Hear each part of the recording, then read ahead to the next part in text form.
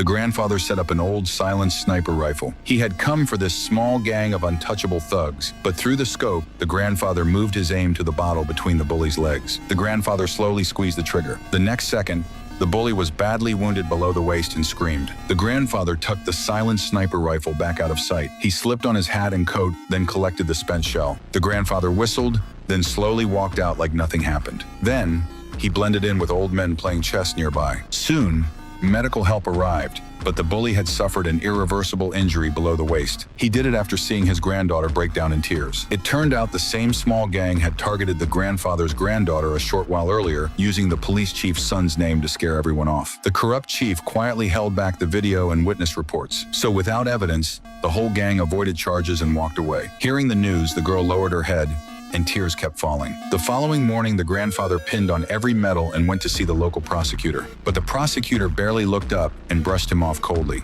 He even drove the grandfather away to bury the complaint. The grandfather walked back home in silence. He knew they wanted to buy his silence with cash. The grandfather stared at the money, his face dark and his fist tight. He went straight to the corrupt chief and threw the hush money back in his face. Since the law had protected the bullies, the grandfather decided he would handle them himself. So, the grandfather returned to the attic where he kept his old gear. He found the second bully near his car. The grandfather lifted the sniper rifle to his shoulder again, but he wanted this bully alive and terrified. Instead, he aimed at the old car's exposed fuel tank. Even after the bully leapt from the smoking car, he was still badly burned. Nearby neighbors clapped and cheered when they saw him punished. The corrupt chief knew the earlier accidents were not random.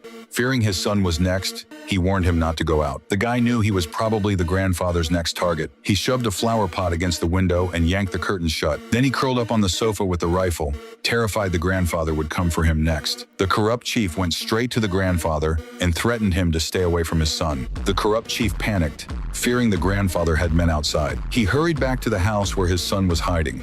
The corrupt chief hammered on the front door, but there was no sound inside, so he took his pistol and shot the door lock. But then a hunting round fired from inside and hit the corrupt chief. Another officer entered the house to find the shooter. At this moment, the guy held the hunting rifle with shaking hands and a blank stare. He thought he had to stop the grandfather before he got closer, so the terrified son fired the hunting rifle. Medics hauled him away after he kept screaming about the grandfather. With the whole gang ruined, the grandfather knew his revenge was complete. The revenge is over, but the weapon still leaves a clear clue. Can you identify this rifle from its stock and scope?